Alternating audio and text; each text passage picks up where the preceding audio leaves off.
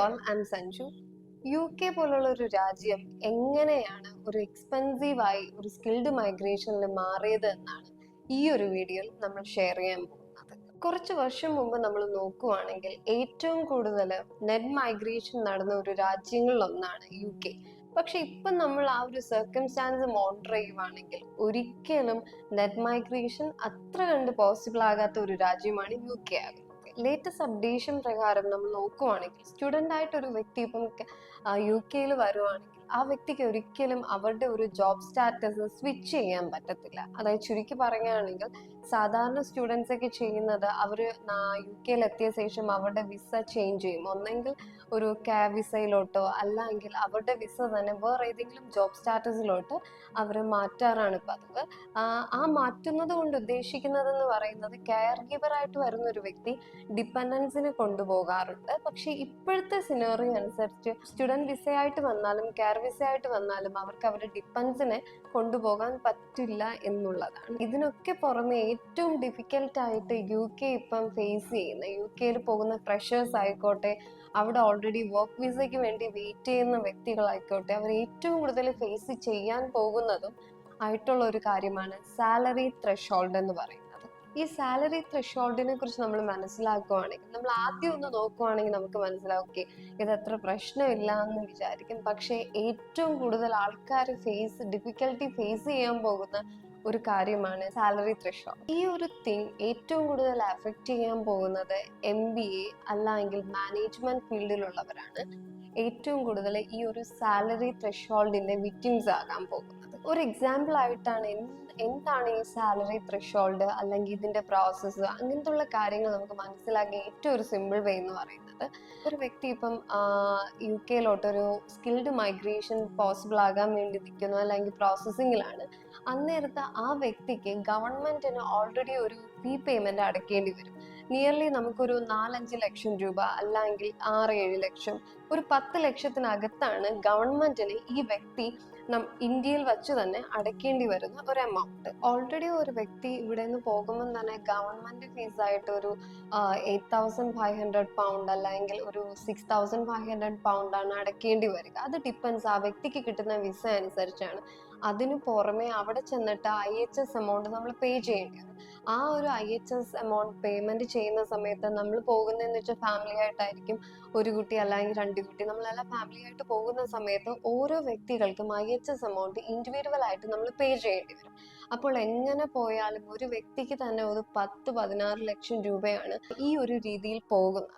ഞാൻ നേരത്തെ പറഞ്ഞ ഒരു എമൗണ്ട് ഉണ്ടല്ലോ, അതായത് നമ്മളിവിടെ ഒരു സ്കിൽഡ് മൈഗ്രേഷനിൽ വരുന്ന ഒരു എമൗണ്ട് ഗവൺമെന്റിലി നമ്മൾ ഡയറക്റ്റ് ആയിട്ട് പേ ചെയ്യുന്ന ആ ഒരു എമൗണ്ട് ഒരിക്കലും നമുക്ക് സ്കിപ്പ് ചെയ്യാൻ പറ്റാത്ത ഒരു എമൗണ്ട് ആണ്. അതിന് പുറമെയാണ് നമ്മൾ IHS എമൗണ്ട് പേ ചെയ്യേണ്ട. ഫാമിലി ആയിട്ട് പോകുന്ന സമയത്ത് തന്നെ ഓരോരുത്തർക്കും ഓരോരോ രീതിയിൽ പേ ചെയ്യേണ്ടി വരും.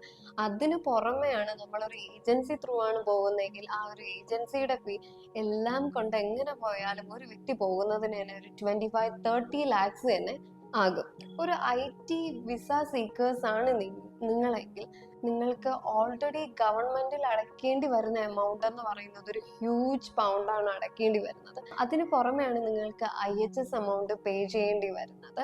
അപ്പം ഞാൻ നേരത്തെ പറഞ്ഞതുപോലെ ഓരോ സ്കിൽഡ് മൈഗ്രേഷൻ നിങ്ങൾ നോക്കുവാണെങ്കിൽ തന്നെ ഓരോ വിസ കാറ്റഗറീസിനും ഓരോ തരത്തിലുള്ള എമൗണ്ടും IHS ആണ് നിങ്ങൾ പേ ചെയ്യേണ്ടത്. സാധാരണ സ്റ്റുഡൻ്റ് ആയിട്ടൊരു UK വരുന്ന വ്യക്തി ചെയ്യുന്നതെന്ന് വെച്ചാൽ അവരുടെ കോഴ്സ് കഴിഞ്ഞ ശേഷം ഒന്നെങ്കിൽ അവരുടെ വിസ അവർ IT വിസയിലോട്ട് കൺവേർട്ട് ചെയ്യും, അല്ലെങ്കിൽ കെയർ വിസയിലോട്ടാണ് കൺവേർട്ട് ചെയ്യുന്നത്. ഞാൻ നേരത്തെ പറഞ്ഞതുപോലെ സാധാരണ സ്റ്റുഡൻസ് ചെയ്യുന്ന രീതി ഞാൻ പറഞ്ഞല്ലോ, അതേപോലെയാണ് ഇപ്പോഴും ആൾക്കാർ ചെയ്തു തുടങ്ങുന്നത്. പക്ഷേ ഇവിടെ ഒരു ഡിഫിക്കൽട്ടായിട്ട് വരുന്നത്, ഒരു വ്യക്തി തൻ്റെ ഒരു 3 years കോഴ്സ് കംപ്ലീറ്റ് ചെയ്തു. ആ ഒരു 3 yearsന് 6,000 പൗണ്ടാണ് വരുന്നത്.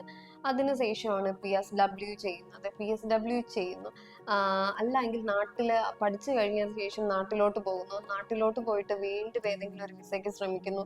വിസയ്ക്ക് ശ്രമിച്ച ശേഷം പ്ലസ് IHS ചെയ്യുന്നു. എല്ലാം കൊണ്ട് ഇപ്പം എങ്ങനെ പോയാലും UK പോകാന്ന് പറയുന്നത് ഭയങ്കരമായിട്ടൊരു എക്സ്പെൻസീവ് മൈഗ്രേഷൻ ആയിക്കൊണ്ടിരിക്കുവാണ്. സ്കിൽഡ് കാറ്റഗറിയിലാണെങ്കിൽ ഇത് കൂടുതൽ അഫക്ട് ചെയ്യുന്നത്. സാധാരണ IHS എന്ന് പറയുന്നത് ഞാൻ നേരത്തെ പറഞ്ഞല്ലോ, നമ്മൾ എല്ലാവരും പേ ചെയ്യേണ്ട ഒരു കാര്യമാണ്. പക്ഷേ ഇതില് നേഴ്സായിട്ട് പോകുന്നവർക്കാണെങ്കിൽ IHS ചെയ്യേണ്ടി വരില്ല. പക്ഷെ അതിനു പുറമെ അവർക്ക് തന്നെ എല്ലാവരും ഫേസ് ചെയ്യുന്ന ഒരു കാര്യമാണ് സാലറി ത്രെഷോൾഡ്. UK പോലുള്ള രാജ്യം ഇപ്പം ഏറ്റവും മോസ്റ്റ് എക്സ്പെൻസീവ് ആയിട്ടുള്ള സ്കിൽഡ് മൈഗ്രേഷൻ ആണ് നടക്കുന്നത്. അതുകൊണ്ട് തന്നെ ഇപ്പം എങ്ങനെ പോയാലും ഒരു IT ഫീൽഡിലാണെങ്കിലും മാനേജ്മെന്റ് സ്റ്റുഡൻ്റായി കഴിഞ്ഞൊരു വ്യക്തി ജോലിക്ക് വേണ്ടി ശ്രമിക്കുകയാണെങ്കിലും അവർക്ക് എങ്ങനെ പോയാലും ഒരു 20 അല്ലെങ്കിൽ 30 lakhs സാലറി കിട്ടുന്നത് എന്ന് പറയുന്നത് ഇച്ചിരി ഡിഫിക്കൽട്ട് ആയിട്ടുള്ള കാര്യമാണ്. അഥവാ കിട്ടിയാൽ തന്നെ അത് അവരുടെ ലക്കാണെന്ന് തന്നെ ഈ ഒരു സാഹചര്യത്തിൽ പറയാൻ പറ്റും. ഇപ്പോഴത്തെ ഒരു കറണ്ട് ഒരു സിനോറിയോ നമ്മൾ നോക്കുവാണെങ്കിൽ UK ഒരു വ്യക്തിക്ക് ഒരു വർക്ക് വിസ കിട്ടിയാൽ തന്നെ പോകാൻ താല്പര്യമില്ല. അതിന്റെ നമ്പർ 1 റീസൺ എന്ന് പറയുന്നത് നാട്ടിൽ നിന്ന് ഒരു വ്യക്തിക്ക് ഒരു മൈഗ്രേഷന്റെ ഒരു ഓപ്പർച്യൂണിറ്റി കിട്ടുന്നു, ആ ഒരു ഓപ്പർച്യൂണിറ്റി അവർക്ക് യൂസ് ചെയ്യാൻ പറ്റുന്നില്ല. ഞാൻ നേരത്തെ പറയുന്ന പോലെ അവർക്ക് തന്നെ ഗവൺമെന്റിൽ ഒരു ഫീ അടയ്ക്കേണ്ടി വരുന്നു. ആ ഒരു ഫീ എങ്ങനെ പോയൊരു 10 lakhsന്റെ അകത്താകും.